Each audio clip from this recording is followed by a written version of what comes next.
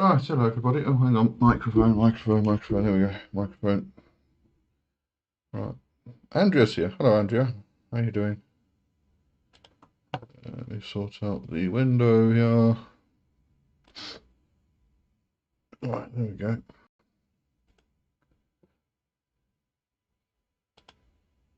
All sorted. Okay, how's oh, well, I don't know how many people are here. How's everybody doing though? Looks like my bitrate was low, so hopefully I am all good and everybody can hear and see me. Not many people are here yet. Okay. Right, we'll have to wait until other people go. My hair's standing out all over the place. Can't get it skipped out. I'm gonna have to shave again tomorrow. Too much hair. Hello, hello. This is Covenstead number 100. Yay! Thank you very much. Yeah. Oh, I'm gonna have to get myself a haircut. It's all over the place. Look at that. It's terrible. Do that tomorrow. I was going to do it today, but just got too busy. Hello, Andrea. How are you doing?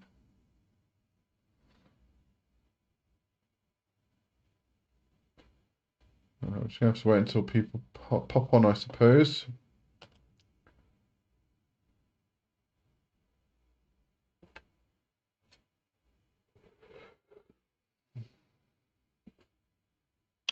Johanna, hello.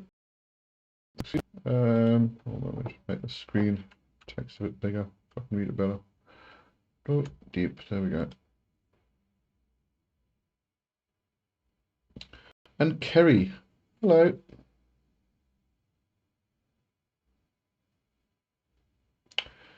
Hi, Cat, your hair is better. My hair is like crow's nest.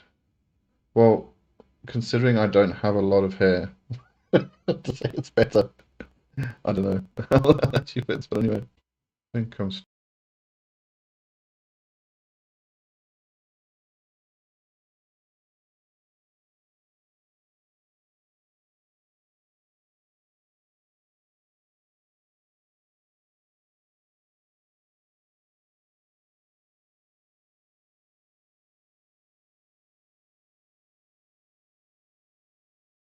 here we go.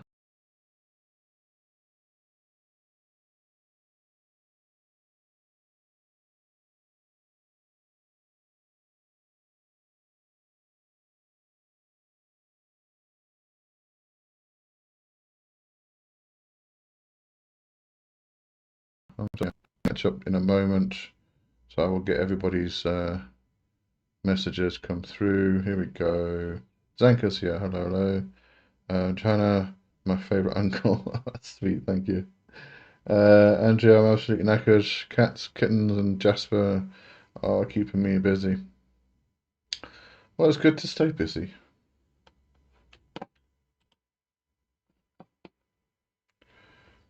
Okay.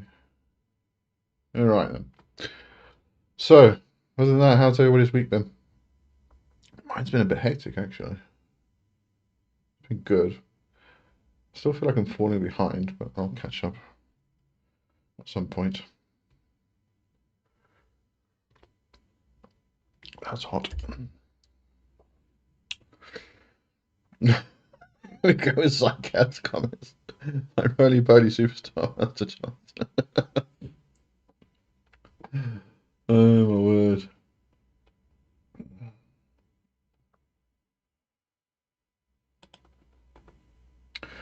Oh, in case you haven't noticed, I did put up a poll. It's on YouTube and it's also on my Patreon. But YouTube only allow 4 entries in the poll, so I skipped ancestral veneration and necromancy and death magic. But I kind of wanted to know what everybody.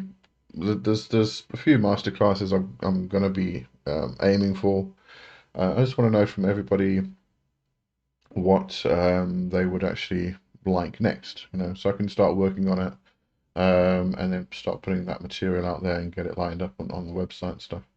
So I'm just taking a poll on that. If you are interested in ancestral veneration or necromancy and death magic more than the others, then go over to Patreon, put your vote in for that.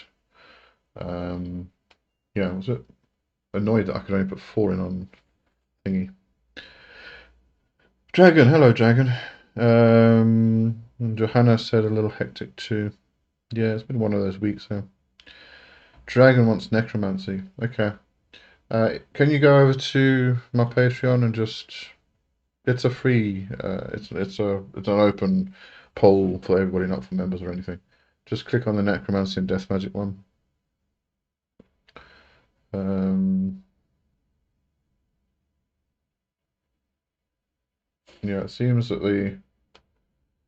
the top rating ones at the moment are, I think it's love and relationship magic. I'll have to compare the two though, so I'm not sure.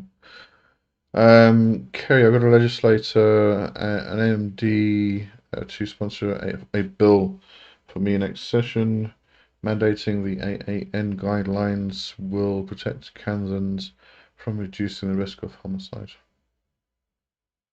Cool.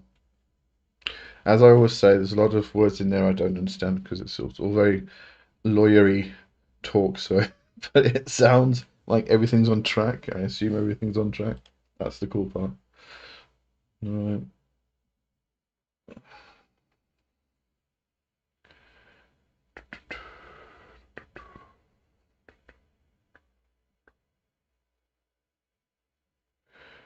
Psycho at Night. Necromancy is interesting, however, newbies won't be able to handle it. Love magic will be popular. Planetary magic is relevant for newbies. This is the thing. I don't think the master classes are necessarily for newbies. I guess it depends on how we actually define a newbie. Um, a lot of people will say that it's people just stepping onto the path and therefore they need to do all the foundational work, which is what the Crooked Path Masterclass is for. Or you can do that on my Patreon through the Temple, the Horned Serpent training and all that stuff. So that's there. But when we get to these other masterclasses, they're going to be for people who are familiar with the topic, are familiar with magic in general. They have been through foundational stuff. They do meditation. They do trance. They know how to get into trance. All that kind of stuff. And then we go a bit deeper, kind of like your 101 sliding into your 102 kind of training. But yeah, but still safe enough to pass over the internet kind of thing. Because there's some stuff that unfortunately you can't actually transfer or teach over the internet. It's got to be something that's physically taught and shown. And sometimes, especially the far more advanced stuff, really needs somebody who's there with you so that you can, you don't topple off the edge of the cliff and nobody's there to catch you type of thing. So it is magic. It is dangerous.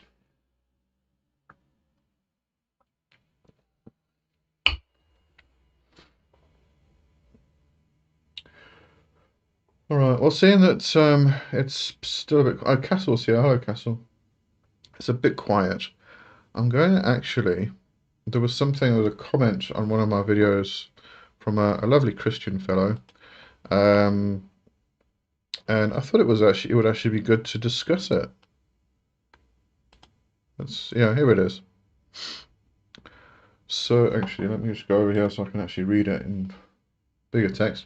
So it's from this Eric BH20, and he said, "I bind you and all listeners in the almighty name above all names, Jesus Christ." So my reply, wait. It didn't work, or didn't do anything. I said, by the way, because what you did is a form of spell working, one that all witches know, which is binding. We have a binding spell. I could explain why it didn't work if you would like me to. So I thought, let's add it here, and we can actually talk about why it didn't work. So I noticed 3 things there, 3 problems. First of all, binding itself. If you're going to bind somebody, it's really because you actually do care for them. You are trying to stop them from harming themselves and other people. It's really what binding is, okay? And therefore, you actually bind yourself to the person when you're doing the binding. Now, somebody like this, who is a very Christian person and is terrified of people like us, I don't think he would want to actually bind himself to us. All right. So there's where it fell, first of all. All right. Um, Secondly, he says the almighty name above all names, Jesus Christ. That's if you have a look into magic history, the various texts, ancient texts, etc., etc., etc., etc. It's definitely not the highest name above all names, especially if you start getting to Adonai, Elohim, the Tetragrammaton, the ineffable name, etc., etc., etc. That's much higher than Jesus Christ. So, second failure. All right. Then the third one would be a battle of wills, really. My will is a lot stronger than his will is. Also, he's giving his sovereignty over to an external being, whereas I have personal self-sovereignty. So my will is going to be a lot stronger. So him trying to bind me and everybody else coming through me, because he would have to go through me because that's all my listeners, he's just going to fail instantly. So I thought, just in case he listens, we would teach him how to actually, what's going wrong, why he's not actually getting any effects. All right. I thought that was interesting. And let's move on. Hang on, let me just take that off the screen then. There we go. There we go. Right. Kerry said, I thought I'd mention that since we're talking about necromancy and mermaids helping me. Okay, cool. That's nice. Psycat, yes, certainly. However, as you know, commercial packages sell more. Hence, most people just churn out commercial content. Yeah, yeah. Well, yeah, it's people turning things into businesses and trying to make as much money as they can, etc., etc. Lowton, hello, hello. Oh, my stars. Right. Okay. Well, that was my little lesson for today. So, yeah, now it's up to you guys. Going now. Lowton, may the power of Belphegor compel Eric to chill the f out. Yes, Eric, damn it, chill out. Ew.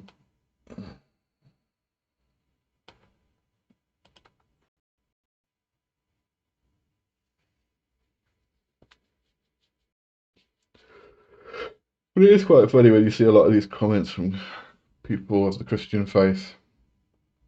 That, I mean, what that really is binding. It's a spell working. So you can't get more witchier than that. Funny. Funny, funny people. Right, I'm just trying to think if I've got any while we're waiting for other people to get on in the conversation to really get going. I'm trying to think if there's anything else that I need to announce apart from the poll.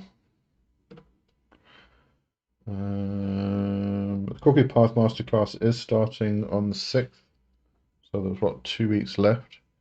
So if anybody wants to join that, grab your place now. I'll just check dates. That's 2 weeks from today. And then the Goetia Masterclass starts in 4 weeks from today. So there's a month left to book that. Loads of people acting like prayers and spells are different. Yeah, yeah. Well, I guess it depends on how you do the spell, isn't it? But anyway, the truth. Hello, hello. Thanks for joining. I have connected a little bit with Duke Aim. He has taken away a little procrastination, but nothing major yet. But I guess that will come with time as I'm more connected to Duke Aim's energy.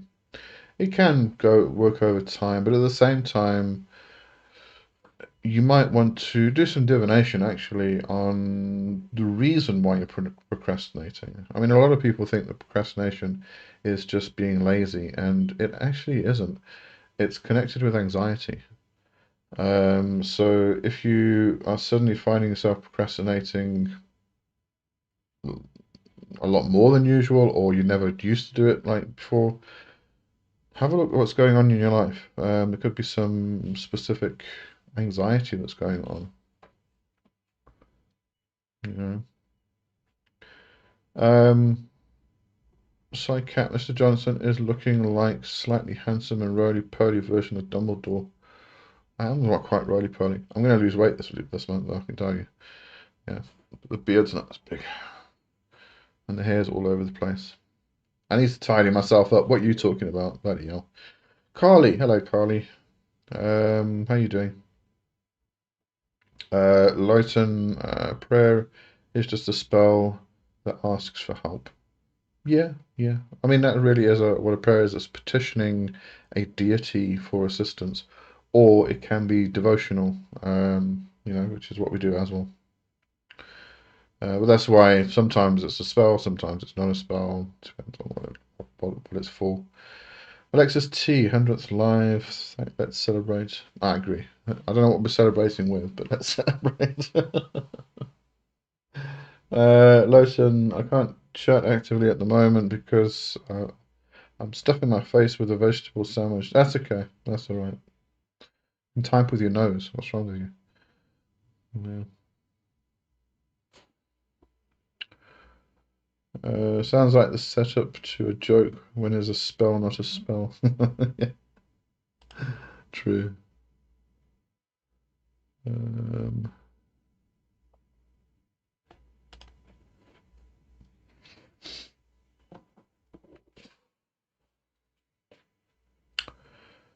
a nice hot cup of tea. I've got my coffee, so we're all good. As long as you've got your tea, that's good.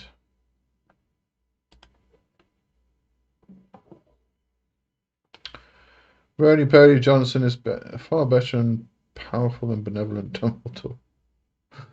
Uh, well, I'm not a fictional character written by a transphobe, so I think I am probably a bit better.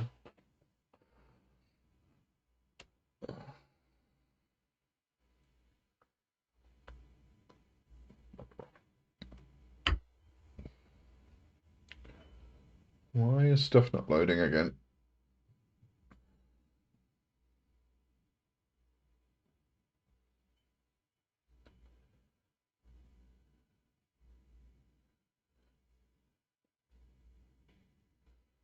Got that, don't worry. Stuff's not loading. Come on. Right, come on then. What's the topic today? Let's have it. How many people we got on? Ugh, now we've got freeze and stop and start.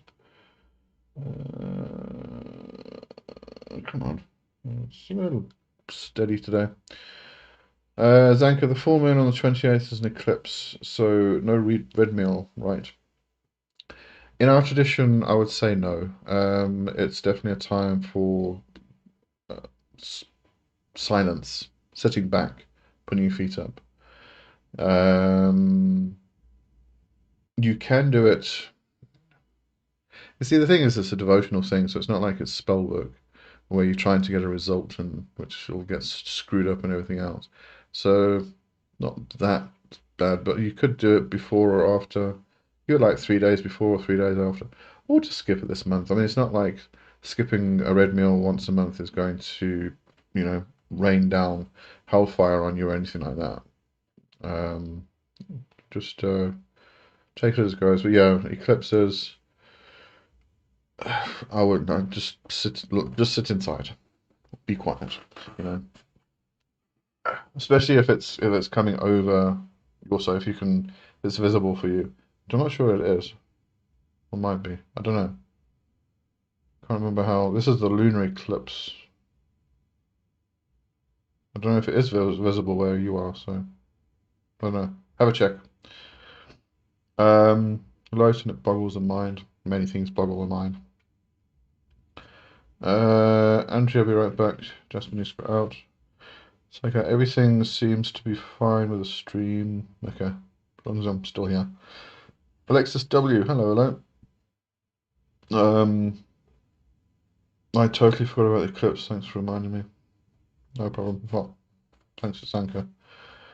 Psycat, good evening. Alexis W.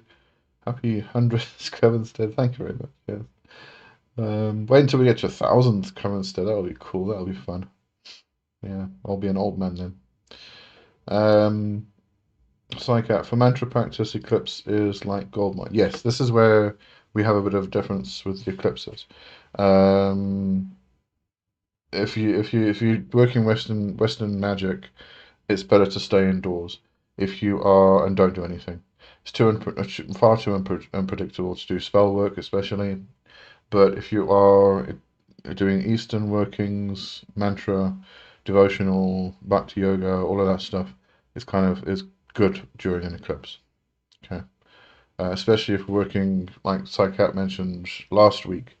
If you're working with the three channels, Ida, Pingala, and Susumna, it's great because the power just goes straight up Susumna. Ida, Pingala, Moon and Sun are kind of like, I don't know, shut down or balanced or something like that because of the eclipse. So, yeah, different viewpoints from different sides of the world.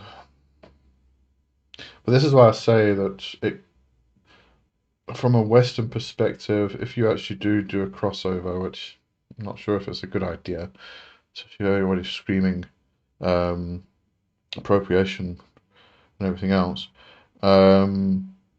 if you're doing devotional work like a red meal, for instance, you might not have a negative effect, but again, as I said, do you want to risk it? I don't know. You could always experiment, find out what happens, but it might not be a very pleasant situation. So it's a bit different, bit difficult. Carly, professor. Not a professor. I'm not a qualified professor. I've noticed that those who pursue the path of esotericism, specifically those who make pacts with demonic entities, end up being attacked by the very entities making the pact. Did you? I actually replied to a comment a couple of days ago. I think it was exactly this particular comment actually. So I kind of like gave a three-part explanation or answer to this. So first of all, check your friends. Stop making friends with people who will try and turn around and attack you. They're just not mature enough for magic. Secondly, watch out for if you do summon a spirit, make sure you're testing it, make sure your discernment's up to scratch, just in case you pick up an imposter, which ends up being a parasite, and they start attacking and draining you and everything else. If, however, you're talking about people using the same demonic entity against each other, so Magician A works with Demon X, and Magician B employs Demon X to attack Magician A. Why does it do it? Because you're being nice to the demon, and you're giving it offerings and making friends and everything else, and then it comes and attacks you because this other person sent all this energy towards you from that demon. Why? Well, it's a game of wills, first of all, and you are probably, as so many people do, so I'm not targeting you and saying you're wrong or anything else, but you're probably thinking of these entities as like being like people. They are energies. They are forces, powers. Um, they are not. They're not going to sit there and go, well, I kind of like that person, so I'm not going to listen to you. No, magician B had a stronger will than the magician A, and therefore employed the energy, the power of this demon, and through that a magician A, and that's what attacked got nothing to do with relationships and friendships and everything else. It's got to do with energy. And Magician B's will was stronger than Magician A, and that's why the attack got through. Okay. I hope that explains that. Yeah. So I'm going to carry on then. Just let me know if that helps or not, if you've got any further questions to that, because it is actually one that comes up quite a bit. Alexis W, very interesting. I never thought of that, but yes, it's important to research and decide what to do. Yeah, with regarding the eclipses. Alexis Carly, I heard that too. For me, I believe that either these entities were pretending to be someone else, or the person did not respect the contract and did something wrong and made them mad. Yeah, it's a bit more than that. It is, unfortunately. Carly, how do you defect yourself against other sorcerers, and is it really worth having a pact with a demon entity of other sorcerers if other sorcerers can attack you using those same entities? I honestly don't know. So yeah, these are actually very important questions, I think.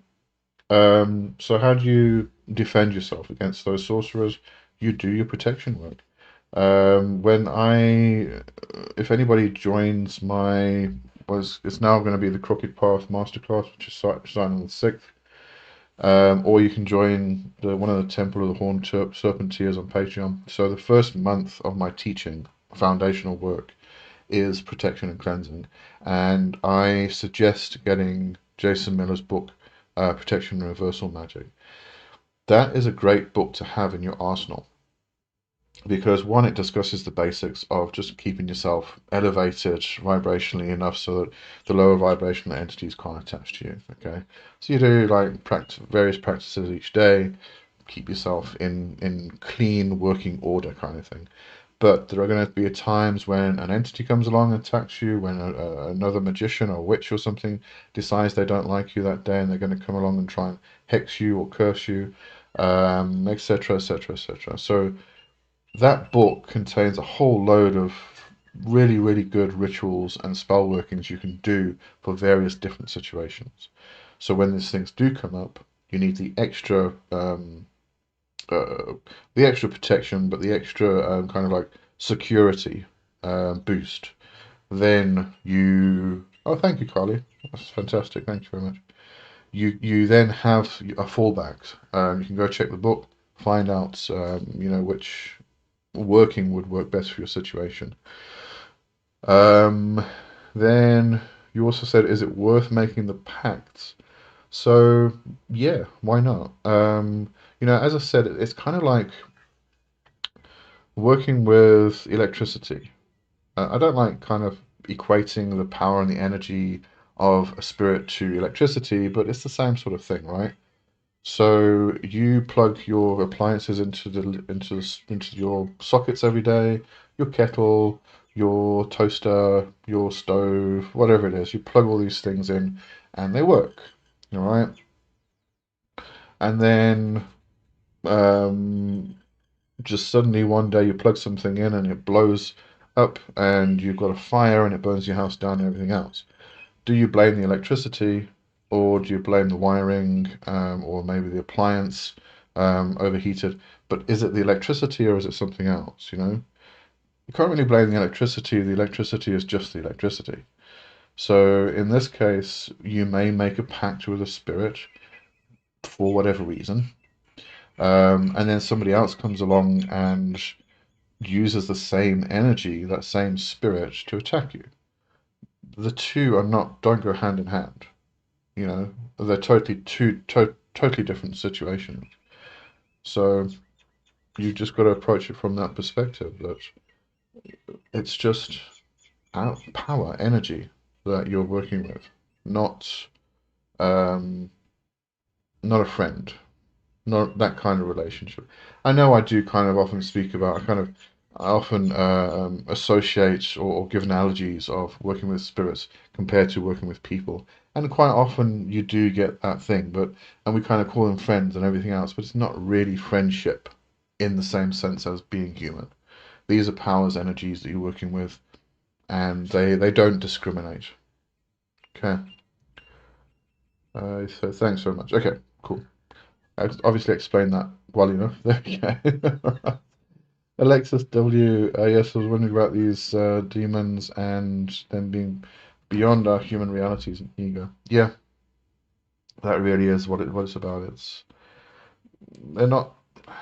We kind of treat them, and this is probably one of the biggest problems we find in modern witchcraft, especially when it comes to mummy goddess and daddy god, you know, and with demons especially, I've seen on Reddit, it's like these pictures of Asmodeus, all like lovey-dovey and little hearts and all this stuff, and like carrying on about Asmodeus being so sweet and kind. I don't know, fucking bullshit. Please.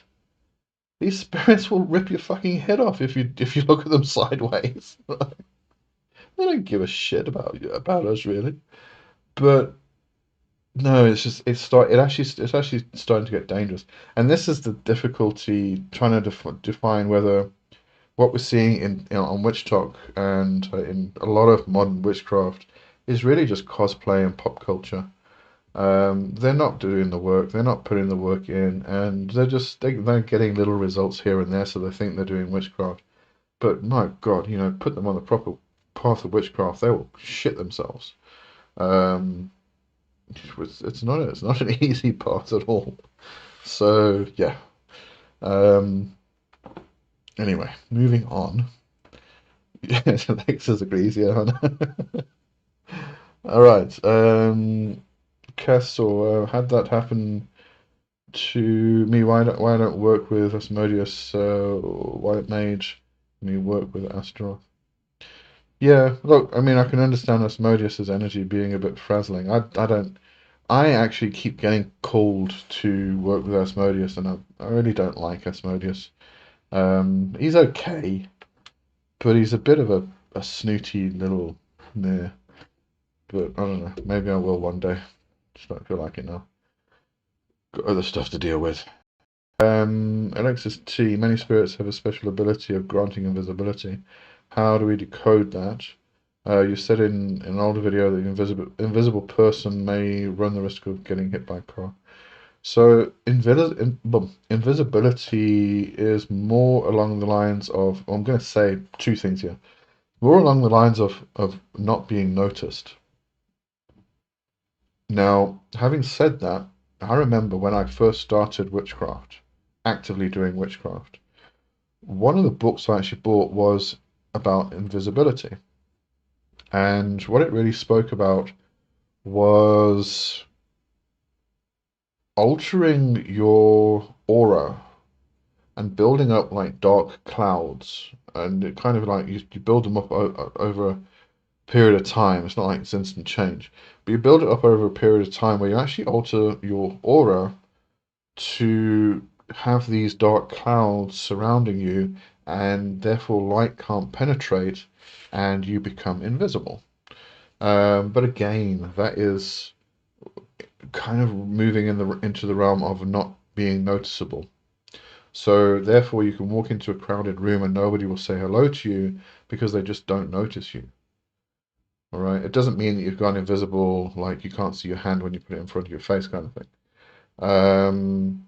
And we can do this with objects. There's a lot of spirits that we can call to do this with objects or your home in order to guard your home, or you might want to, you might have a very active house and you want to guard your Book of Shadows, for instance, so you can actually cloak it. It just becomes unnoticeable. Now, if you are unnoticeable and you walk across a busy street and the people driving the cars do not notice you, what's going to happen? They're going to hit you, you know. So it's when you do things like that, just be wary of possible consequences that could result from what you're doing, you know. Lawson said it also depends on the type of relationship you have with them. If someone tried to call upon Chemosh against me, I doubt he would answer. I don't know. I really don't know. As I said, these are powers and energies that are don't discriminate. So I think it really comes down to a battle of wills. Who's the strongest magician? It's what most curses and hexes are about, is who's the strongest magician. Because I know people curse me all the time, but they don't get through. I keep saying, try again, because it's not working. Because I have the stronger will. That's really what it is. Alexis W. Now all these people are going to be challenging themselves to try and curse me. You can just see it. I shouldn't have said that. Bloody hell. Alexis W. I've had this by spirit, like they say, I will support you, but I'm not your teddy bear or mother. Absolutely. Yeah. Yeah.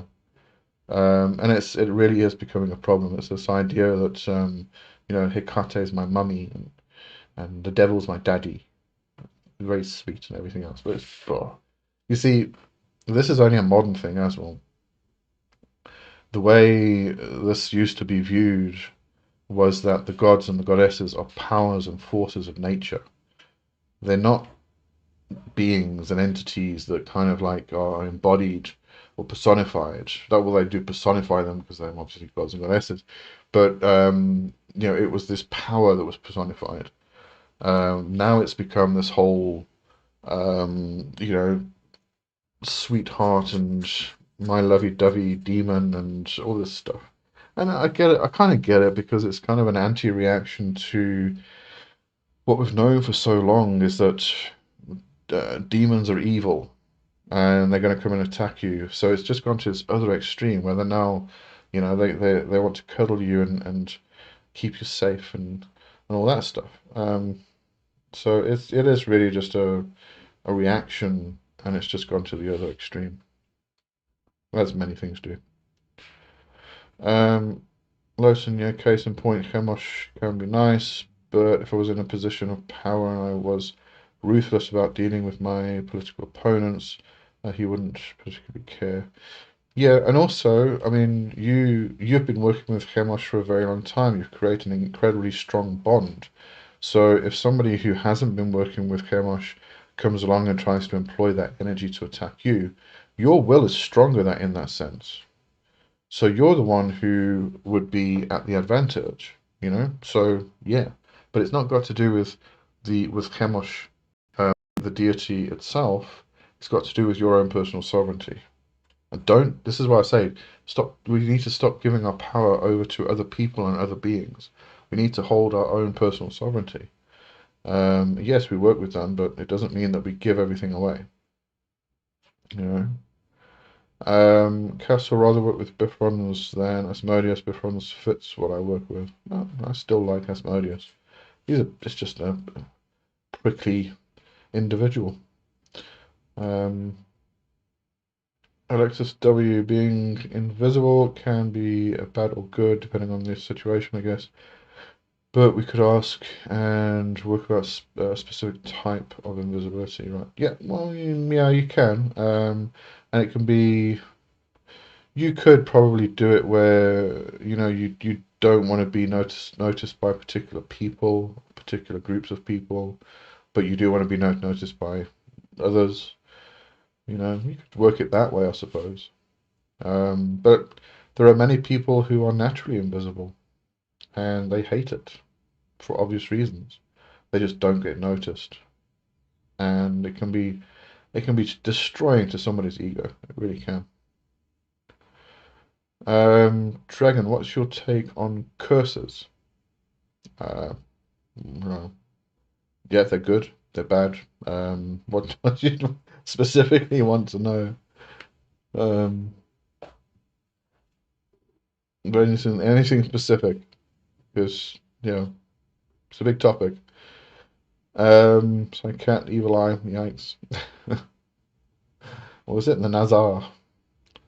Um, Kerry, I match your energy when in manic highs, focused on my projects. Yeah, and also what you're probably finding also is that yeah, well you said I match their energy. Yeah, that's kind of it. You bring yourself into the same resonance as the entity itself. Yeah, which is why you are then able to do the work you're doing. And you're extremely silly. All of it silly. Listen, yeah, addendum to that. If I was in Chemosh's good books, he wouldn't answer. If I've pissed him off, that would depend on how he's feeling at the time, I guess. Was that supposed to be if I wasn't in Chemosh's good books, he wouldn't answer? Anyway, carry on. Kerry, very discerning with communication. You have to be, have to be.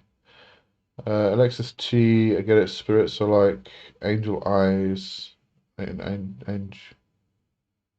I know there's a specific way I'm supposed to be saying that, but I can't remember what it is. From good, bad, ugly. When I'm paid to do something, I do it. You know what I mean? Yeah, kind of like that. Yeah. Look, so my personal philosophy has always been symbiosis with any spirit. It just makes the most sense for me. I have seen some who said you become essentially a mouthpiece for the best results. Yeah, there's that. There's that. You also got to remember there's a lot of ways to work with spirits, a lot of different approaches. I mean, if you're working with a spirit to achieve a goal, like Kerry's doing, for instance, you're going to want to bring yourself into resonance with that spirit, and therefore you can then achieve the goal. You've got what you need to move forward. If it's purely devotional work, that's an entirely different thing. You know, I I kind of separate my devotional work from my magical work. Um, I don't really use the deities that I devote love to in the same way I employ spirits to do my magic work with. You know? So yeah, there's different ways to approach them, different ways we can you know, do things. So just bear that in mind as well. Oh, sorry, you also said, but that always sounded a little better to slavery to me. I think I lost that bit of the conversation. Anyway, carrying on. Castle, I've learnt not to involve non-witches in my practice unless they ask me. Even then, these pretend witches can be dangerous. Why we need to have protection up? Yeah, yeah. But yeah, what worries me is these pretend witches, the cosplayers. They they often open up when they step on the road. They often open themselves up. You know, we kind of light up like a globe, like a bulb, and we attract a lot of entities that way. Which is why all of a sudden we start getting approached by different deities and all this stuff. But it attracts a lot of parasitic entities as well. And yeah, I don't know, it just goes in a very bad direction sometimes. You said if it wasn't in his good books, yeah, okay, okay, all right, got that bit now, I think. Um, Dragon, should we employ curses when appropriate? Is there karmic backlash? Do they only bring destruction? So, yes, I believe we should employ curses when appropriate because we shouldn't sit back and let anything else take care of it. Again, sovereignty, personal sovereignty. Um, you know, if somebody's done something to you, you need to balance the scales and do something to them. Give a little bit extra as well. You know, it's the healing way. But is there karmic backlash? No, I wouldn't say so. Well, depends on which side of the fence you're on. You know, Westerners don't really follow the idea of karma because I don't think many Westerners actually understand karma at all. Everything you do is wrapped up in karma. It doesn't matter if it's good, bad, whatever. It's all has karmic something or other, right? Um, so Yeah, there's karma that's involved in it because, even if you do something good to the person, you're going to get karma as well. Um, but should that stop you from doing it? No. Um, everything has to find. I believe everything has to be balanced. And if somebody has tilted the scales by doing something bad to you, you just need to bring it back into balance by doing something counter to what they've done to you.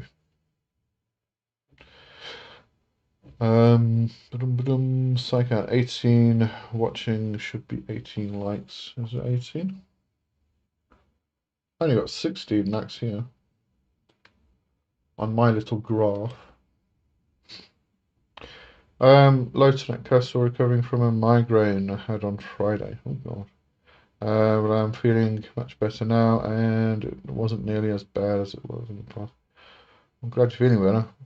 Um,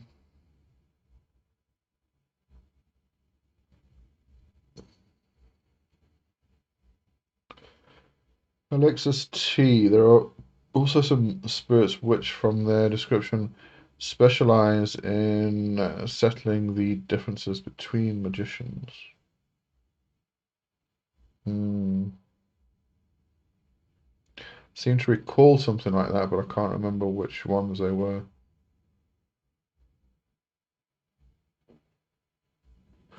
There was one. Yeah, it was. It was kind of like settling dispute between people, and that's not just magicians. It was in it's frozen again. It was like almost in a corporate contractual sense as well. I'll just see if I can find which one that was. Um,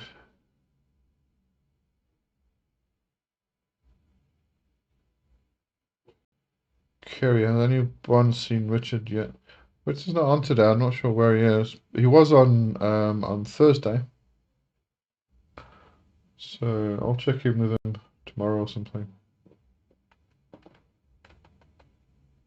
Right. Castle, we'll pay something for doing the craft, even if we don't believe on the karmic level. And Lee, are the machine spirits not on your side today? I'm not sure. Kind of keep freezing every now and again, but I think I'm generally coming through okay. What were we talking about earlier? Which spirit? Would help. Oh, settle differences between people.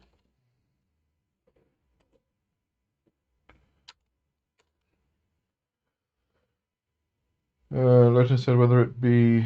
Oh, wait, hold on, I missed something. Lowton, to my earlier point, what I meant is that the idea of just speaking, doing whatever I'm told by spirits doesn't seem like a partnership. To me, equality would form the basis of any relationship, whether it be material or spiritual. Oh, yes, absolutely. In fact, a lot of the things I'm told by spirit, I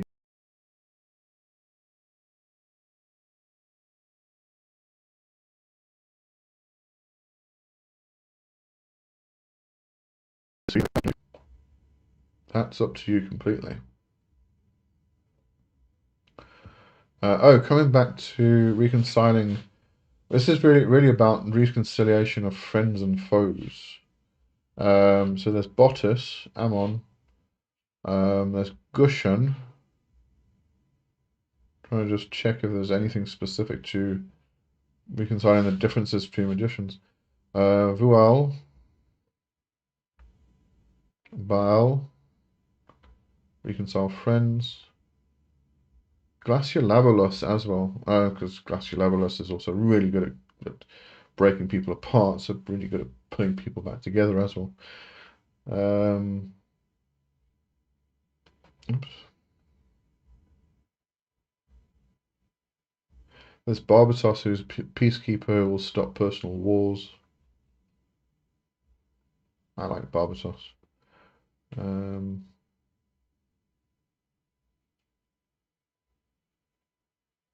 Yeah. Also, like Andres as well can drive people into confrontation to quickly bring entrenched conflicts to a head and force a swift resolution. So there's also that kind of aspect. But yeah, there's a few. Right, where am I? Castle. I think I wrote blah, blah.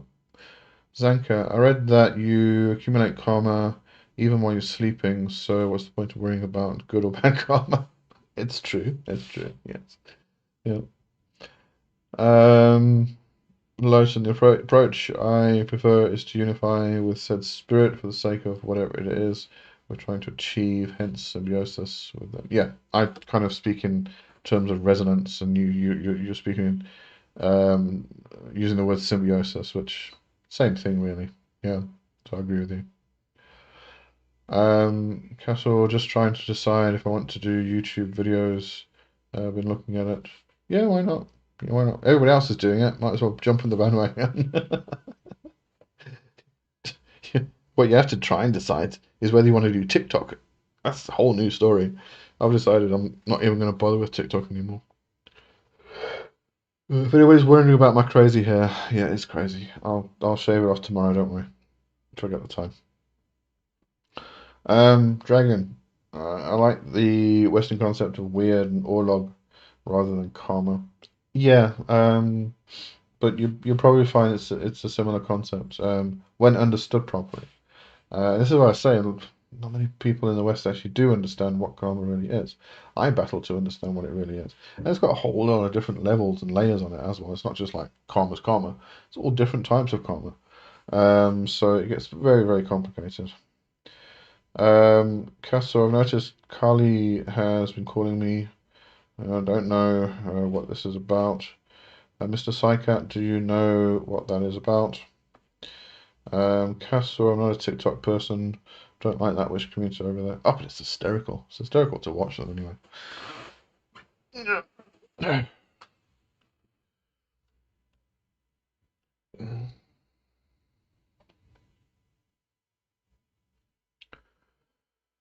To Lotusen, though I do agree that personal devotion is a bit different. That's mostly what I feel with Chemosh.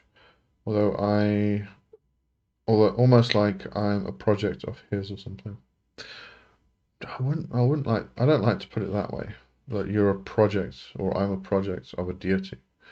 Um, I feel like it's a two-way street. It's a balance. You give to get, they give to get type of thing. There's a two-way street. There's energy moving backwards and forwards. It's never a one-way thing. We do it. We should be doing it with the understanding that it's a one-way street. That we are just giving devotion. We're not getting anything back. But you're naturally going to get stuff back, especially if you do it that way. Because you push something with absolute devotion and no self-interest, and it's gonna come.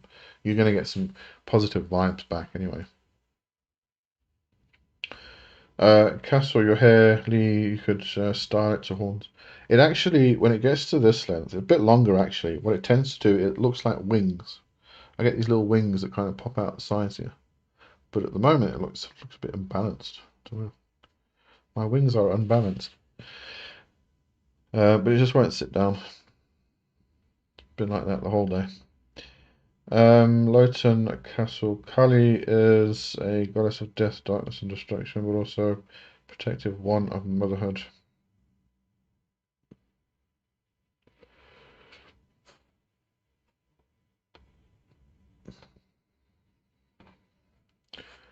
A lot of her mythology revolves around her destroying things that hold humanity back or threaten them. Well, that's because she destroys your all the bad things in your ego and eats the karma, etc., etc., etc.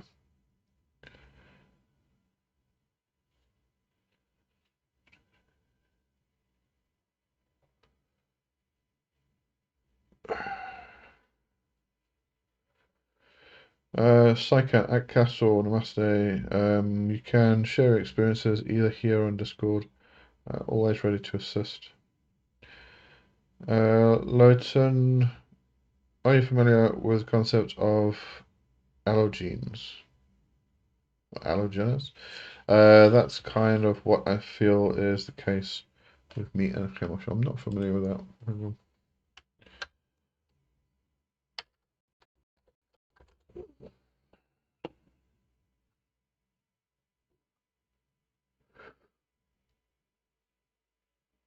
Stranger or foreigner primarily refers to an ancient 3rd century Gnostic text discovered in Egypt. In modern pop culture, the term is also used in video game lore to describe mortals with the potential to reach higher divine status. I guess that's what you're talking about.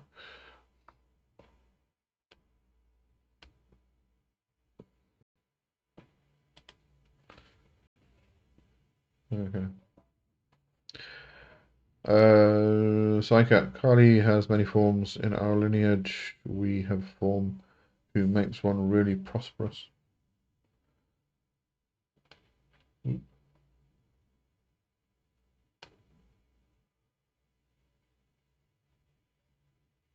Yeah, it's actually where I think we find an overlap with Hindu deities and like Greek deities, etc., etc., etc. You've got all these thousands of epithets.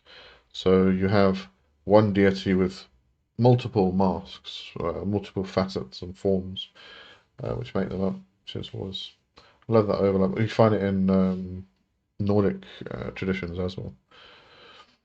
Noctifer, hello.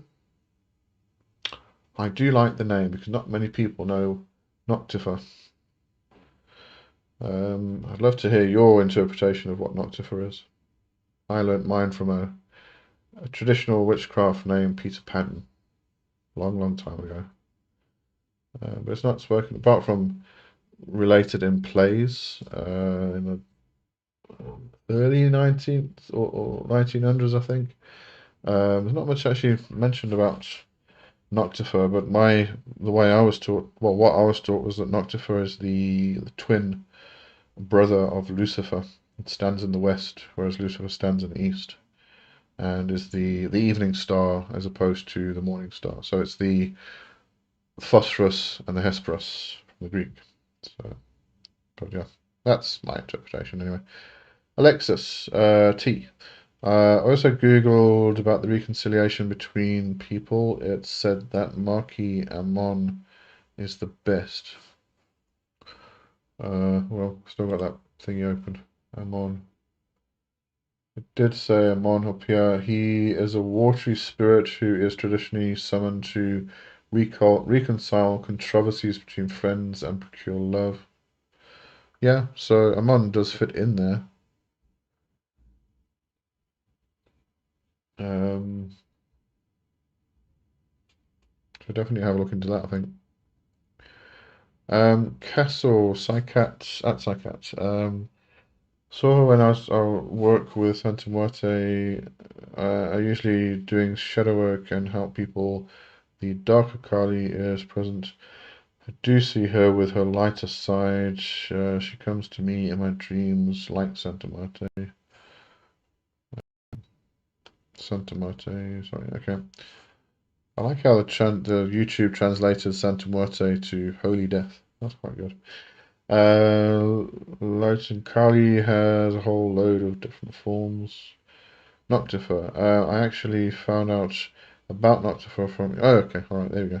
I thought of the term Noctifer and didn't think it was an actual term until I looked it up and saw it on your channel. Oh, nice. There you go. There's a bit of synchronicity then. Kismet, as they say. Yeah, I do like the name. Love the name. Always like the name Noctifer. But it's so fitting. Um, Castle, I did work with her or ask to be devoted to her like I am a Santa Mercy 33 years of devotion with, I don't know. Canaanite culture, those two were known as Shaim and Shahar, though I don't think they were related to Vesper and Phosphorus. I think there was a slight overlap. I'm just trying to remember that bit of history. Uh, isn't Shyam and Shahar related more to the what we would call the masculine and feminine rather than the light and the dark? Not sure. Shalim, okay. Um, Saikat Castle, there are 100, 1,000, 100 over 1,000 names of Goddess Kali. Different names for different purposes. I will send the most apt for you on Discord. Castle, is there a mantra or prayer to her? There's many. Lowton, funnily enough, Noxifer is a name I used to go by. Okay, yeah, I guess it's a bit kind of close to Nox and Knock, you know, being night. Kali, Alexis Water, that witch who used to send spiders into the wall. Fire spiders coming to find and sting me. Later, I worked with the goddess Lilith and made a blood pact, and those 5 flying spiders stopped. Okay. Now I feel like I've missed something. That was ages ago. Did I miss something? Let me know if I ever miss something. Just let me know. Because sometimes I don't. I've got it on live chat, but sometimes the chats don't even come through. Sometimes, well, for me anyway. Um, there is a Lieutenant Castle. There is. You can also look up a mandala, which might help your meditations. Lieutenant Shalim and Shahar were male twins representing the morning and evening star. Oh, okay, all right, okay. I'm pretty close to the whole Lucifer, Noctifer, and Hesperus and Phosphorus and Hesperus.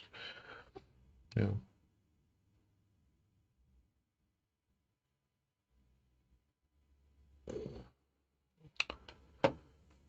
Right, Castle. I'll hook that up at Lighton Transfer. Can do well, meditate. Can do for several hours. I'll do that. I'll try to call her when I go to Sweat Lodge. Psycat with the Mahavidya mantras. One needs to chant the appropriate Ganesha mantra and a particular mantra of Bhairava. With the particular Mahavidya, better start with the single lettered Bij mantra. Yeah. I'm finding myself that this is actually something that people in the West who are trying to do devotional work or work, and I don't like, especially don't like using the term work with in terms of the Hindu deities. We've got a whole, we kind of go on Google and we do all this stuff, searching and all this stuff, and we think we've got it. Really, we don't got it. We just don't. Um, what we're doing really is just messing about. Until you have somebody who can actually guide you properly and into understanding the depths of the practice. Just yeah, just a whole different level. Carly, again, thank you very much. Really, really appreciate it. Yeah. If anybody else wants to send me money, go ahead. Don't mind. Really. Yeah.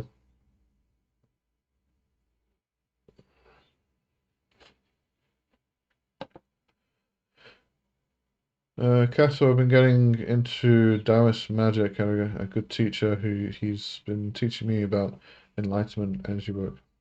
Good. Yeah, it's like if you've got a good teacher, then you're pretty good to go. Just trying to find that teacher half the time. But that's why we do magic, to find the teachers we need. I'm going through the 8 pieces of silk. Lotion when I get some shawl. All right, I understand. Don't worry, I do understand that. Yeah.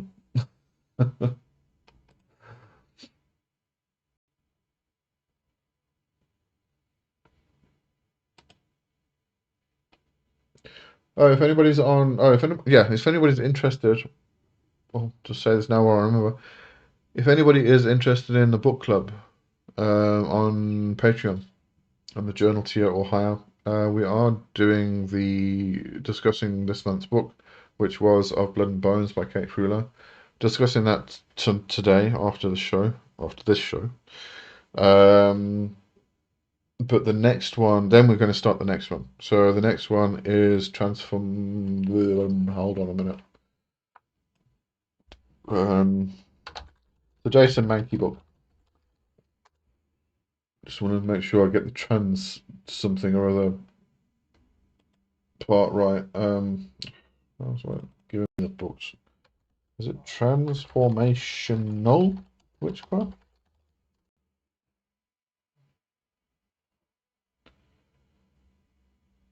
Transformative witchcraft: the greater mysteries. That's what it's called.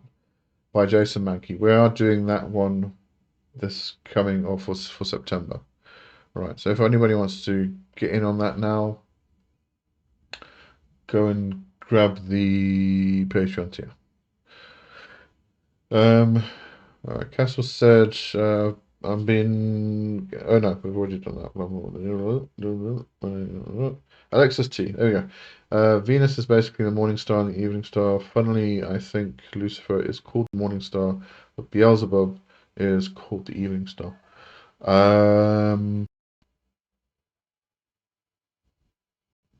I'm trying to think in terms of the Roman or the Italian witchcraft in that regard. Because it wouldn't be Beelzebub in that instance. Because this really does then now we're talking about Italian witchcraft. You know, being the Roman, pre-Christian. Because I did actually hear past weekend that Lucifer is Venus. So there's one interpretation there. The interpretation I know in this regard specifically is that Lucifer is the light that is reflected off Venus.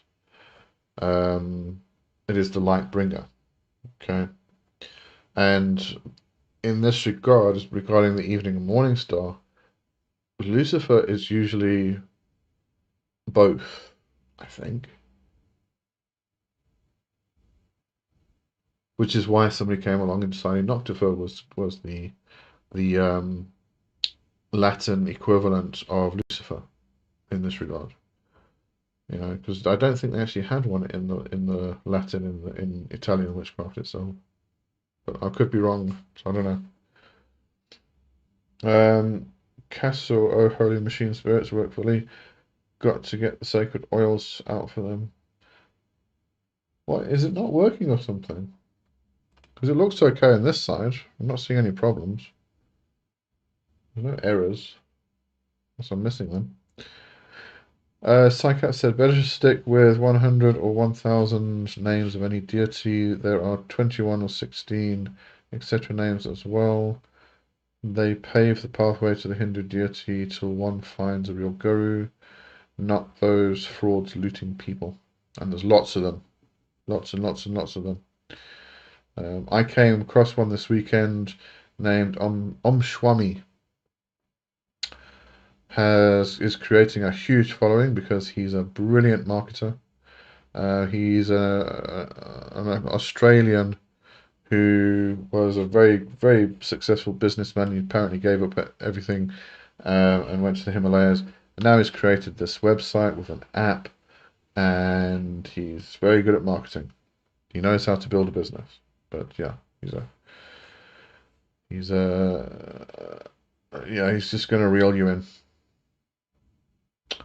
Light and Lucifer in the Christian understanding is both the morning and the evening star. That's what I thought, yeah.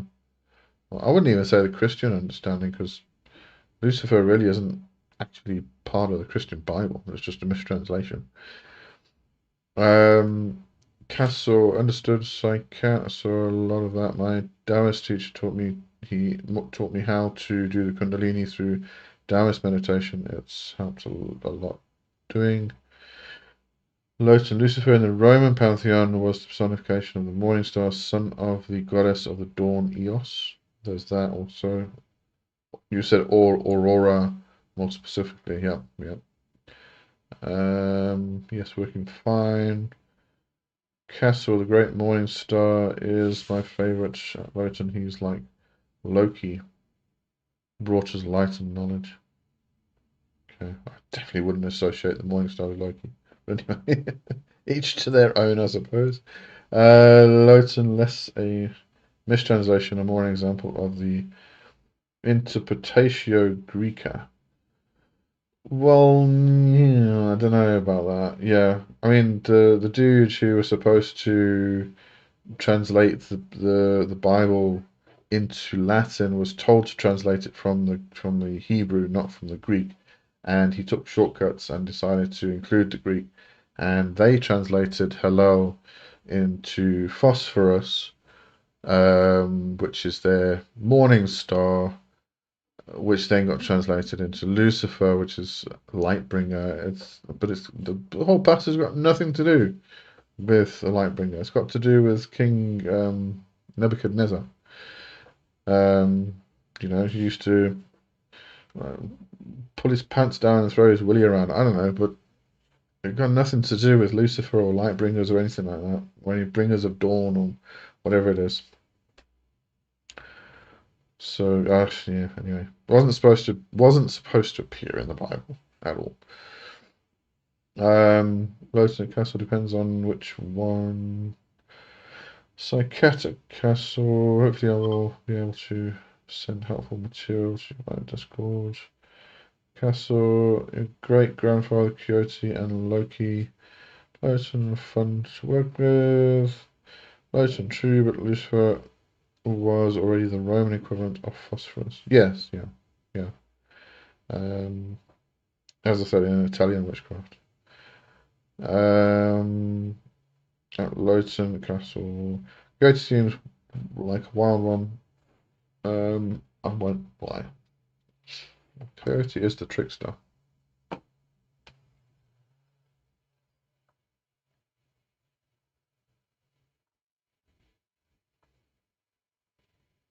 Oh, here's an interesting aside. You're talking about Loki and Coyote and equating them as one. Loki is actually not a trickster deity. And everyone's going, oh, he is. But he's actually not. And I actually had to double check this myself with somebody who's far more knowledgeable about these things than I am. Heathen me, basically. But in order for a deity to be a trickster spirit, they have to trick humans. Loki never tricked humans; he tricked the gods, which is a big difference, apparently. So technically, Loki is actually not a trickster spirit. Coyote is. Coyote is the one that tricks people, humans, and does initiation, etc., etc. Lotan Halal Ban Shahar seems to have just been the Hebrew version of Atar. Not what's Atar? Because Atar, as far as I know, is what's Atar? I keep thinking of Rose Atar. What I keep thinking of. Oh, oops.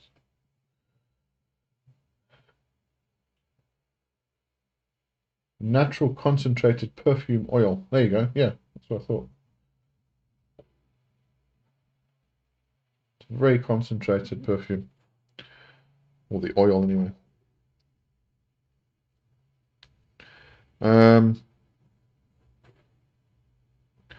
is God Lotan, who was associated with Venus, but distinct from Shulim and Shahar.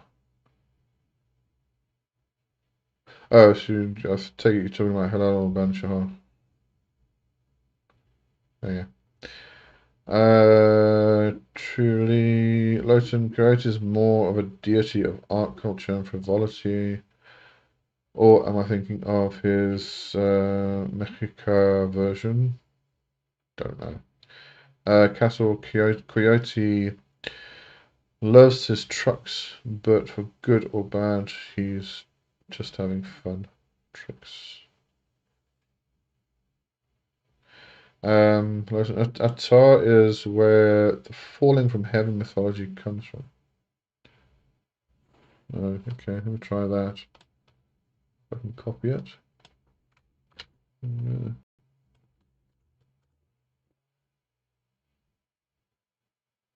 Ancient Semitic deity associated with the planet Venus as morning and evening star. Okay, hold on. Yeah. There we go. Alexis T. Google engine says, according to the Testament of Solomon, both Lucifer and Beelzebub fell from Venus. Lucifer is Phosphorus and Beelzebub is Hesperus. Okay, all right. Okay. Um, see, I'd really, really dispute that because first of all, that's or Testament of Solomon. We would be thinking in lines of probably Hermetic Kabbalah, okay, which is not Jewish Kabbalah, right? So if we then take Beelzebub, Beelzebub is a Hebrew name, so we can fit that into Hebrew Kabbalah, Jewish Kabbalah. But Lucifer is not a Hebrew name. These are very two separate areas of the world, two separate cultures completely. Which is why when we think about Testament of Solomon, that's probably not even original Hebrew Kabbalah. It is probably Christian. Actually, at that stage, in that era, it wouldn't even be Hermetic Kabbalah, it would be Christian Kabbalah. Hermetic Kabbalah only came much later with like the late 1800s, somewhere around there. So that would be Christian Kabbalah, which is why Lucifer is included when Lucifer is not even Hebrew in origin. Yeah. So that's why I would dispute something like that myself. Just me. Castle, talking about coyote headdress when we do a ceremony. Cool, I like that. I actually want, I always want to make masks for ceremony and so and like sell them. I just want to make masks, loads and loads of sort of different animals and all sorts of stuff. That would be cool. Maybe I'll do that one day. Kerry, I had to break and make a pot of coffee. I actually haven't drunk my coffee yet. God, it's just going cold now. Okay. What did you miss? You missed a lot of talk about um, the morning and evening star, Lucifer and Noctifer, etc., etc., etc. All different interpretations. Shana, hello, hello. Finally got to catch a live again. Good stuff. That's good. Lowton, fun fact, Atar was syncretized with Chemosh under the name Astar Chemosh. Recently, I've gotten the impression that due to my strong connections with Venus in astrology, that might explain my relationship to him a lot. Could be. If you're making those connections, that's really good progress, actually. Um, Castle, everything. Yes, Kerry, you missed everything. Missed the whole damn caboodle. Los Beelzebub also comes from Baal Zebul, two original Baal. So he'd be more likely to be associated with Jupiter than Venus. Yeah, yeah. And all, yeah. This is the problem when you start translating names and trying to fit them into. The problem with Christian Kabbalah, they kind of took all this stuff and it kind of it's a lot of the times it just sounded cool, so they went with it. Like my favorite example, you have the ineffable name, which is Yod He Vav He. Then the Christian Kabbalists, decided to come along and put Shin in the middle and make it Yeshua. which now stands for Christ. So it's Yod He Shin Vav He. But if you actually translate Yeshua into the Hebrew, it looks nothing like Yod He Shin Vav He. It's totally different. But they just decided it's cool, it looks good, it kind of like it's got some, it feels spiritual, so we're going to go with it, just push it along. Hopefully nobody will notice. And hundreds of years later, people are still using it without noticing half the time. So, kind of like it's when it comes to the whole Christian Kabbalah thing, which then got adopted into Hebrew Hermetic Kabbalah. I kind of I wonder sometimes. I really do. Um, but I can be a pain in the ass. You know me. Anyway, Castle said the bear spirits came to me. Funny how the spirits of the bear and coyote and even the crow will come to you if you're humble. Yep. Carrot Castle, my kids call me Bear Mother.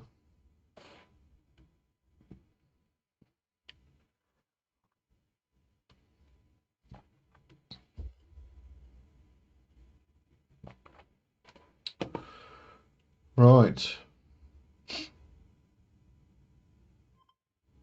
I told everybody about the book club. I told everybody about the poll for the next masterclass. Told everybody about the masterclasses that are coming up in September, starting anyway. Can't think of anything else right now. Leighton, that's why I prefer to go to the source of things. Everything gets muddled horrendously after the Christian period. Yeah, absolutely. Absolutely. Becomes a whole big bloody mess.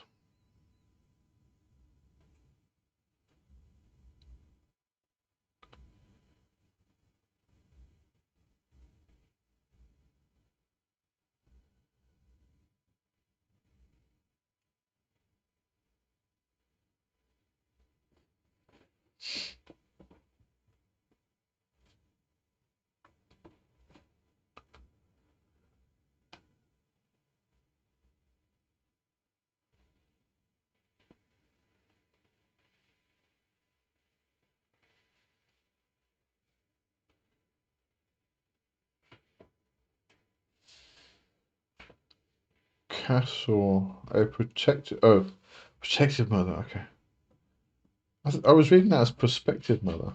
Oh, that was a bit weird. Um, Refer the sources over UPG. Yeah, but we can't. I don't think we should disqualify UPG completely. UPG is a very important thing. It's how we grow in living traditions, But we have to understand that it is UPG, and when it is UPG, we have to test it and get more people to test it and find out if it works or if it's true, and then it becomes verified, etc., etc., etc., etc., and goes on from there. But definitely, I like U. I think we need more UPG. We just need to approach it in the proper manner. You Castle, I'm called Red Bear with blue feet. Dragon, what are gods? What are spirits? Oh, that's a huge question. That's one that we could debate until the cows come home and hell freezes over. Because there are so many different types of spirits and everything else. If we're talking specifically about the gods, we could say that they are forces, they are powers, they are nature themselves. Um, yeah, everything that exists, you know. And then you've got Fae and you've got Jinn, you've got the ancestors and the dead and parasitic entities, a lot of thought forms getting in there from people who, just creating all these different thought forms. There's egregores galore.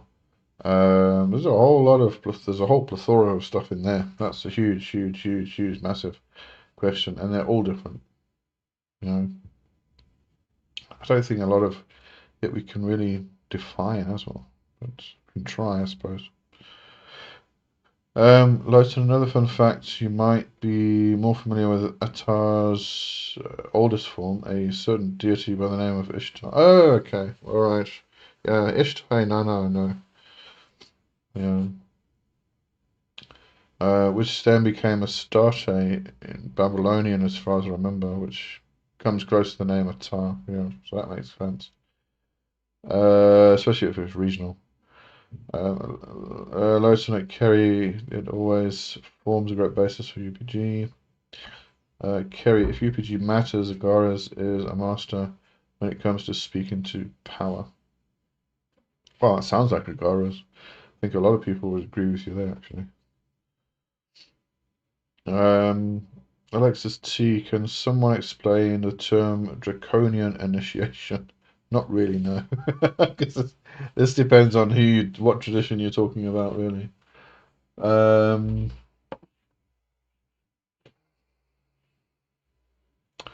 see, the problem you've got here is that a lot of your left-hand path people have brought in this idea of draconian stuff.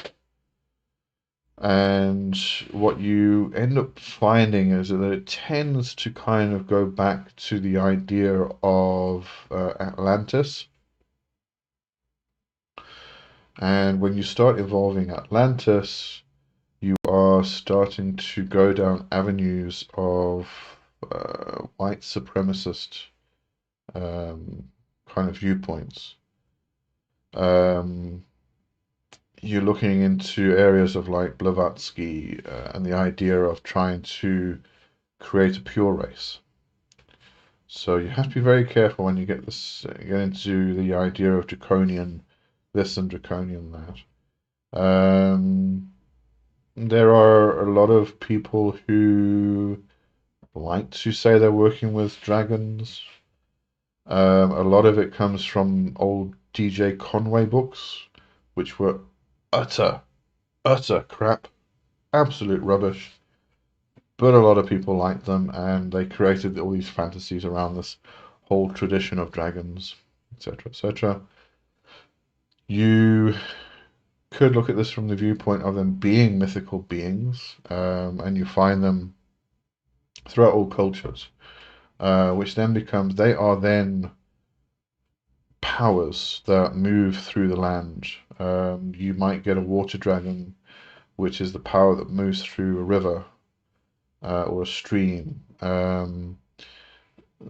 You might, in Chinese mythology, you could look at this in terms of what they sometimes get called dragon lines, which are the Li lines that move through the earth. Uh, I think it was also, apart from Conway, there was also Douglas Munro who wrote 21 Lessons of Merlin. I think he also started talking about this idea of all of these currents, although I think that was more elemental than dragons, but it's kind of like all these currents of energy, all these different colors, that all move together and you can entwine them and all this stuff. He was also full of crap. But some people got some value out of those books. I don't know how, but they did. So you got to be very careful when it comes to the dragon stuff. There's a lot of absolute and utter bullshit out there. But if you start looking into the older stuff, Chinese, I mean, even if you go into Brian Bates actually wrote a book about, I think it was about dragons. Well, he touched on the dragons. He's a archaeologist and historian.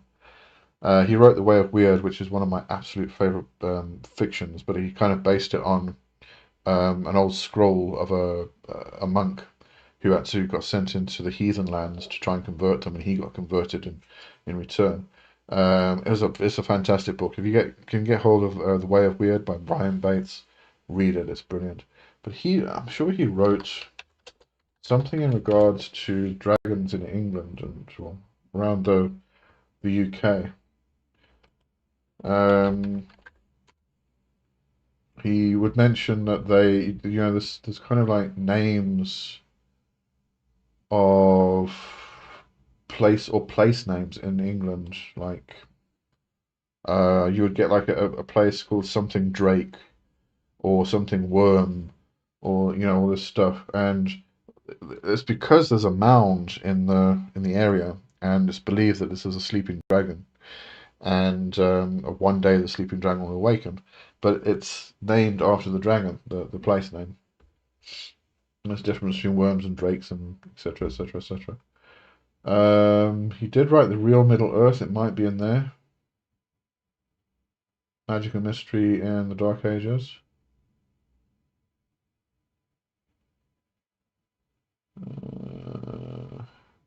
There's a Way of Weird.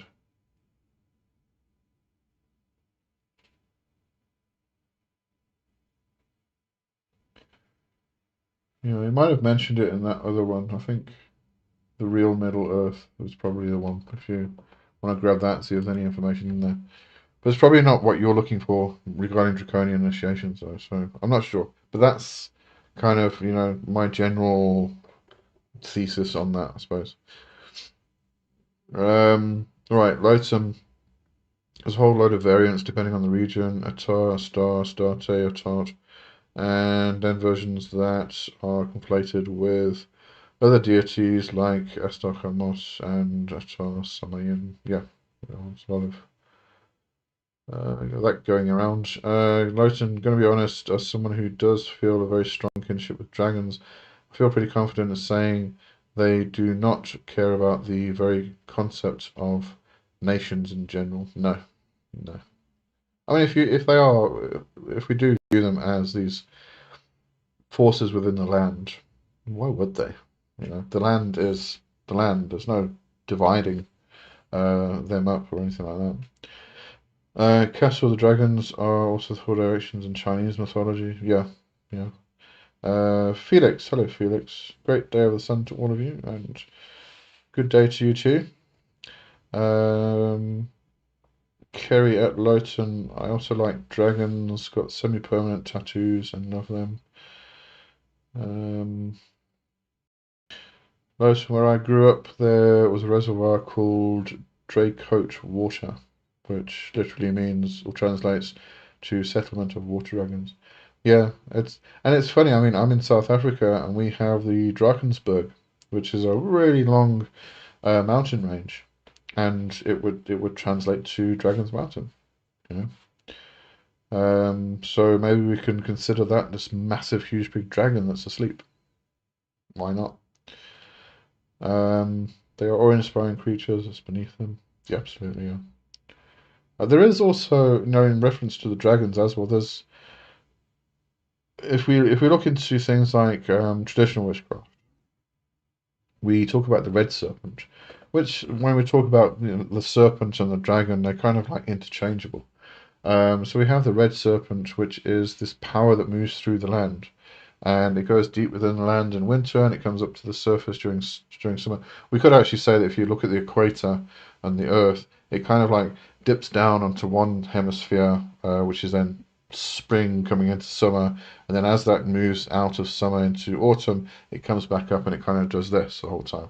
So it's kind of weaving in this uh, almost like wavelength kind of thing, right? Going northern to southern hemisphere. But it's the power within the land, and we can well that up and we can bring it into ourselves, which then we start to develop as being our personal dragon, which is something I teach. And this becomes equated with or similarly explained as being the Kundalini serpent. And it kind of it wells up, it comes up from the land, and it kind of awakens the dragon within us, which then starts to move up. And as it moves up, it then goes into the crown and it gets crowned. So this is the lower self reaching the higher self, which then becomes crowned and creates the middle self. It's the sacred marriage, the hieros gamos, the union of all spirit parts, all soul parts, the union of selves within ourselves. This is the knowledge and conversation of the holy guardian angel, marriage with the Fey companion, the what would it be called in voodoo? The adoption of the Metet, I think it would be, or the crowning of the Metet, something like that. Taking on the head. All of these different various cultural things which happen when we unite all these parts of our being. And this in can be referred to as the dragon, and this is what I kind of teach. The whole process that you go through is riding the dragon. And I actually get to a point in my teaching where I do get you to do the actual practice of riding the dragon, which can be very dangerous.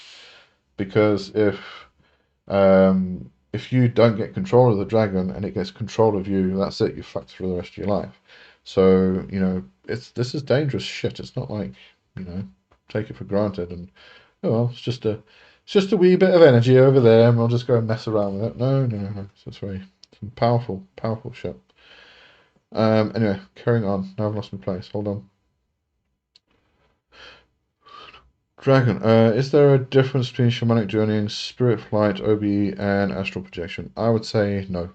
They are different machines, different tools, different methods, but I think they're all the same thing.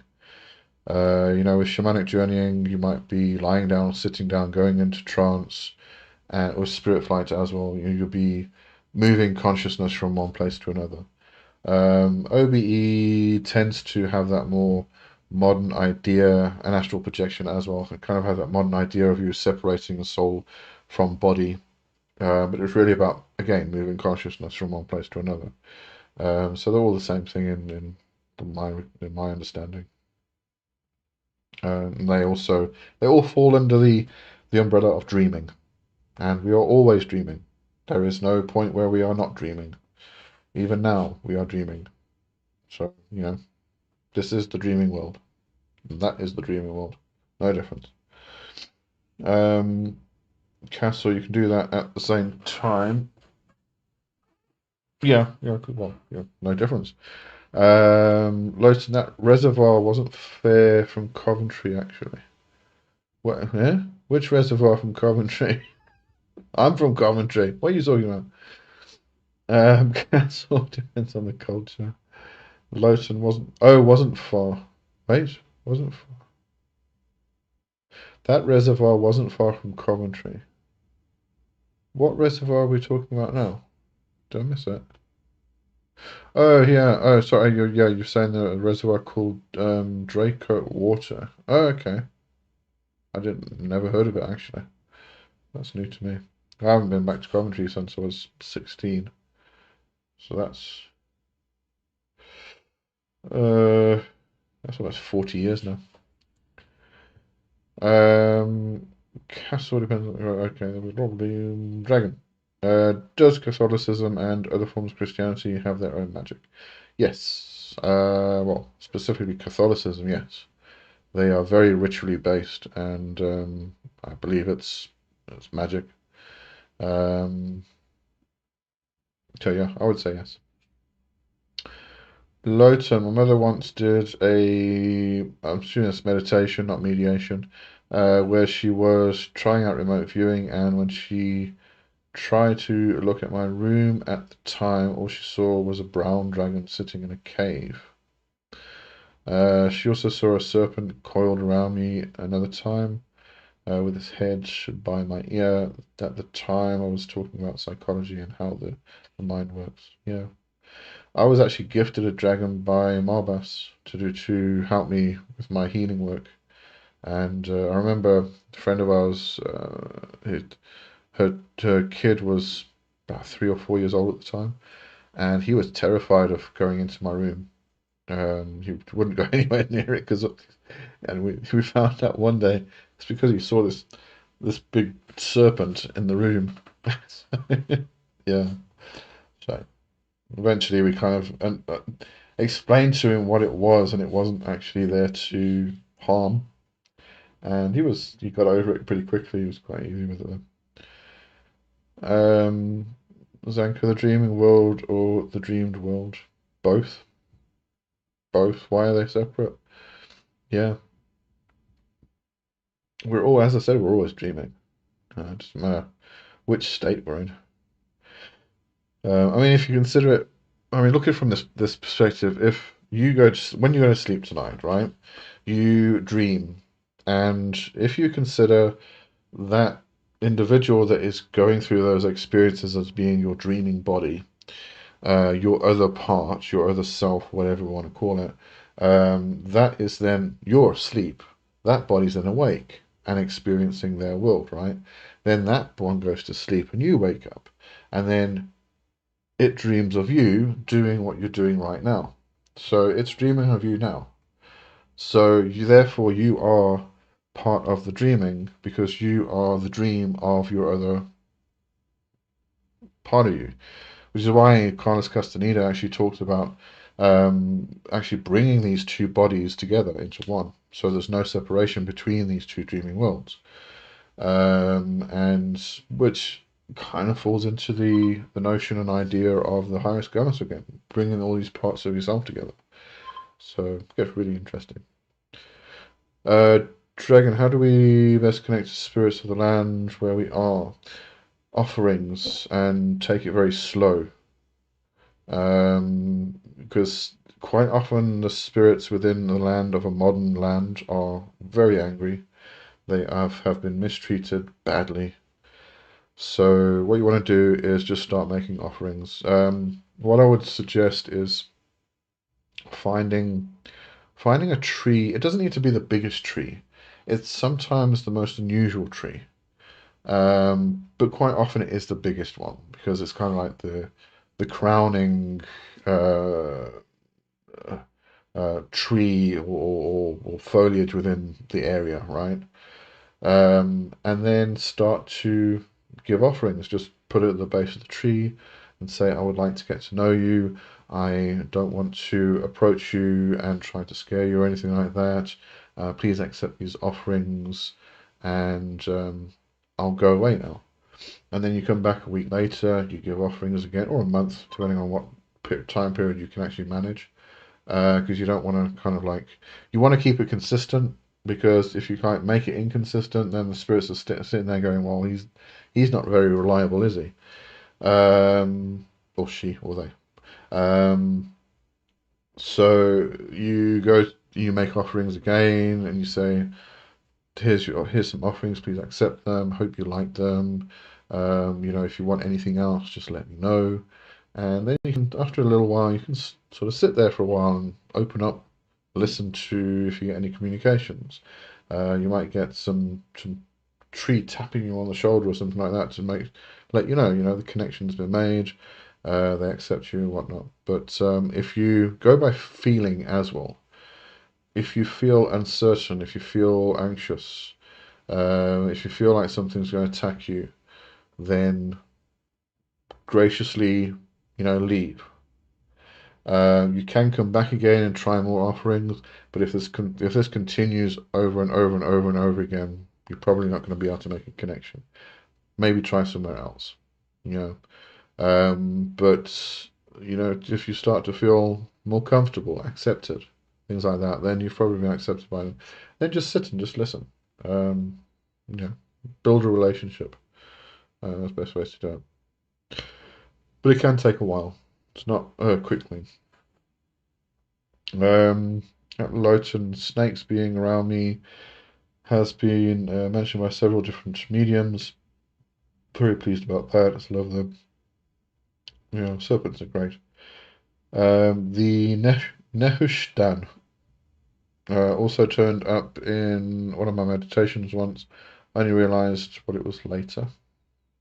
I haven't heard of that one again. Carly, act or cast on the Madge. Yes, right, need protection. From protection after this attacks.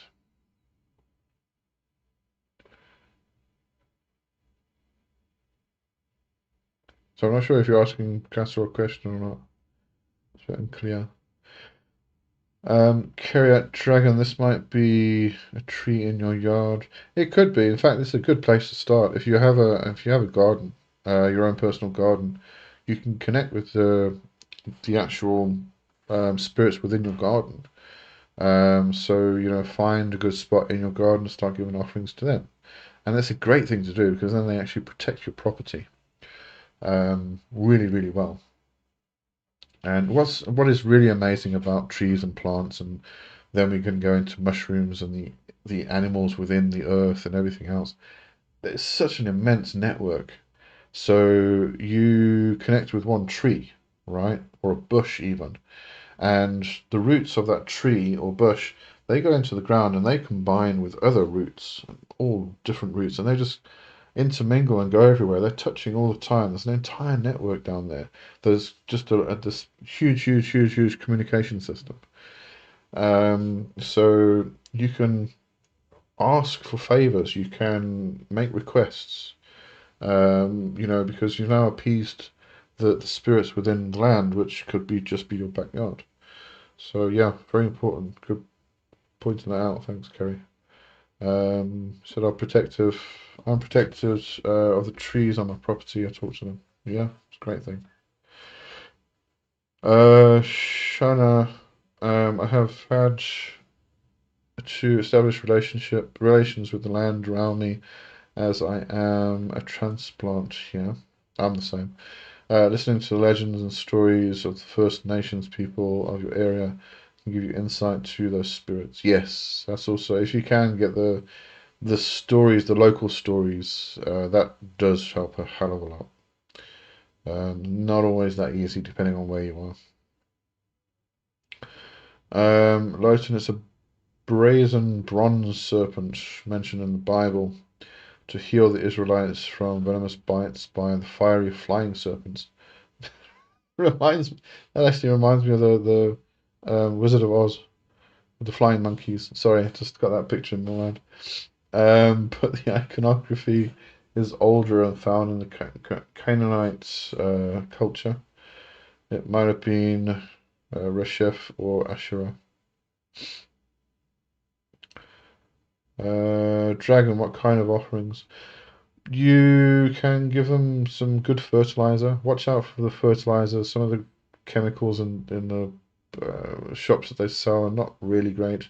So find somebody who knows gardening, and then ask them what a good fertilizer would be. Just a little bit of fertilizer. You're not fertilizing the whole plant or tree or anything like that. It's an offering. It's an offering. It's a show of appreciation of trying to make a connection. It could be water, because water feeds plants. If you want to make it more in line with the kind of nature spirits in the area, which might not necessarily just be confined to the trees and the plants and stuff, then you can offer honey, milk, oats, pudding, or sorry, not pudding, porridge. You could offer local beer if there's kind of local drinks in your area. If you can make the local beer or something like that, that's even better. So yeah, things like that. Yeah, but don't make sure you don't give offerings that can harm the land. Obviously, don't go and throw salt down, for instance. That's going to mess up the soil. So yeah, make sure it's not harmful to the land itself, because that would be counterproductive to what you're trying to achieve. Lotus in my meditation, it appeared as a bronze snake-headed staff that was covered in blue fire. Cool. Does planting new trees help? You'd have to ask the spirits themselves, and this is why you're gonna have to kind of make the relationships first. Because, suddenly come along and digging in the ground and planting a new tree and putting this new spirit in their home could actually be seen as invasive. I know it's like a good thing because you're planting a new tree and etc. But suddenly just having that brazen attitude, like I'm giving you something and therefore accept it, might not come across as very good. So I would definitely get to know them first, ask them if introducing a new tree, a sapling, a baby into their community would be a good thing. I mean, that kind of thing is kind of like dropping off your child at um, the community center or the local church or something. That kind of thing. Um, James, hello. A bit late. We're going 10 minutes left. Here we go. Happy Centennial Covenstead, thank you very much. Castle, way to Lady for you, gotta be. Andrea was blessing the garden and I found a frog living in my wildlife pond. Oops. Um,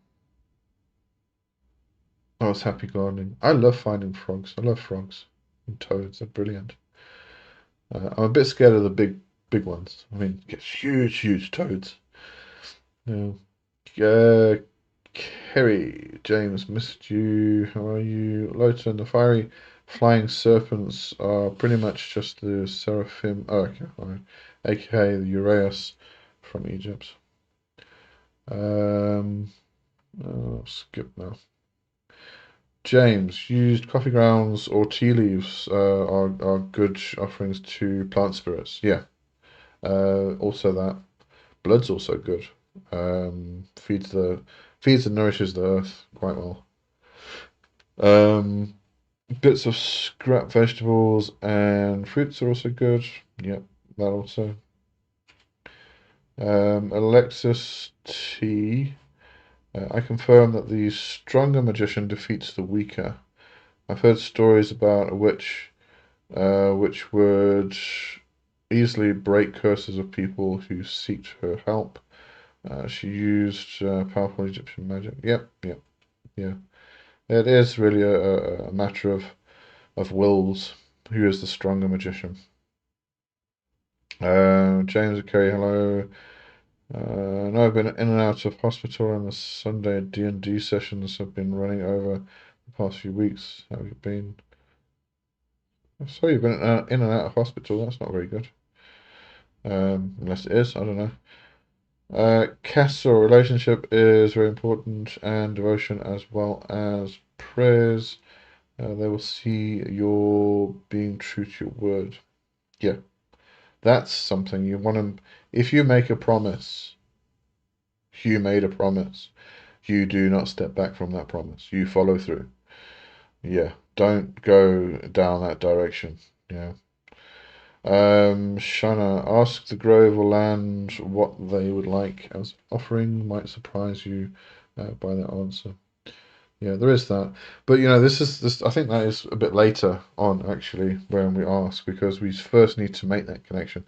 The first time you step in there, they're not probably not going to want to deal with you. They're not going to answer you. They're not going to talk to you. So just asking what they want, you're just going to hit a brick wall.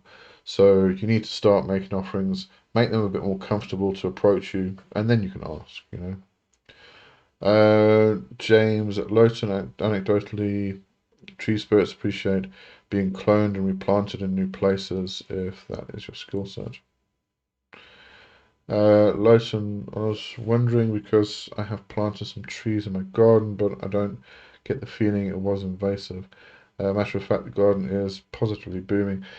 There is a difference between that and planting them in a wild place, because the garden is kind of like it's a shared space that you share. You're part of that. You share it. You share that space with the spirit of the house, and you share it with the space where you have nature spirits and plants and animals and everything else in it. So you are part of that land itself. This is not the same as going into a wild place or a park or something like that that you are not part of. There's a big difference there. So you're planting trees and stuff in your own garden. That's fine. Nothing wrong with that. Kerry James, I've been good, but you've been in and out of the hospital. You okay? Richard? I guess. I'm gonna have to wrap up because I'm gonna have to go make myself some food before the Zoom just now. Andrea, homegrown tobacco, nice. Brandy and honey. Rainwater is good. All fantastic. Yeah, brilliant. James, fighting fit. Right. Castle. Spirits like Santa Muerte, they always remember your promises and will remind you or they will tear down your world until you give what you have promised. So it's so many times when people use spirits. You know, if you make a promise, you make a promise. It's an oath. It's a contract. You know, too many people nowadays just think that promises, it's okay, it's just something I said, brush it off. No, not with the spirits. Not in our world. Um,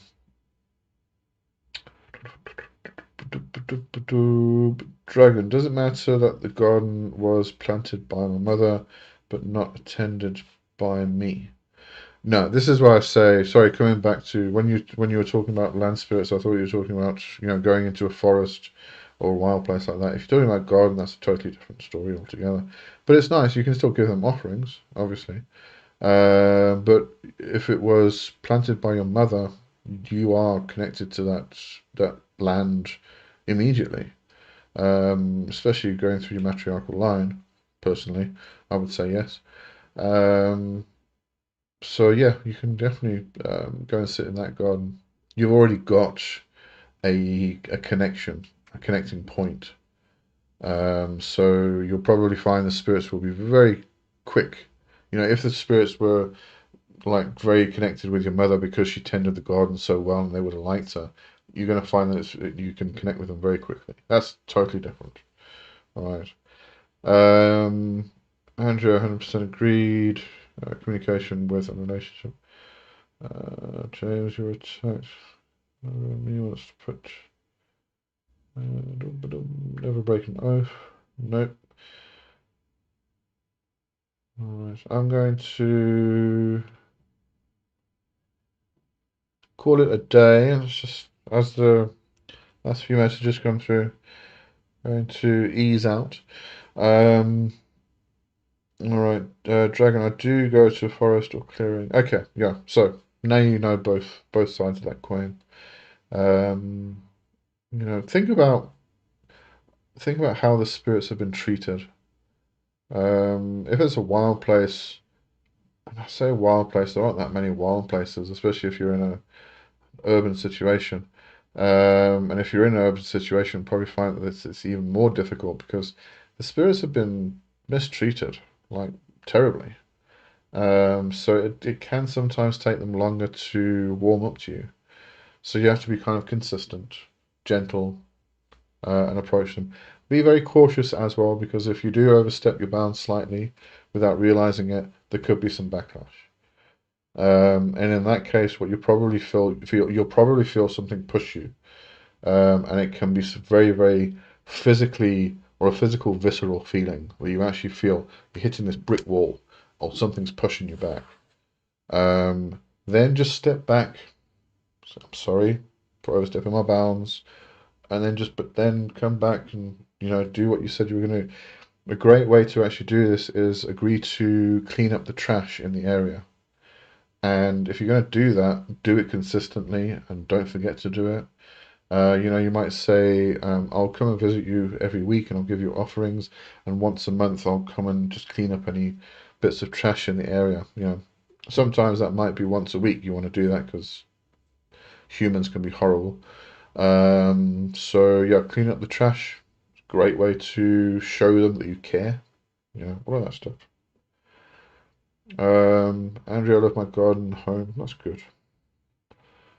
It's good that you love that.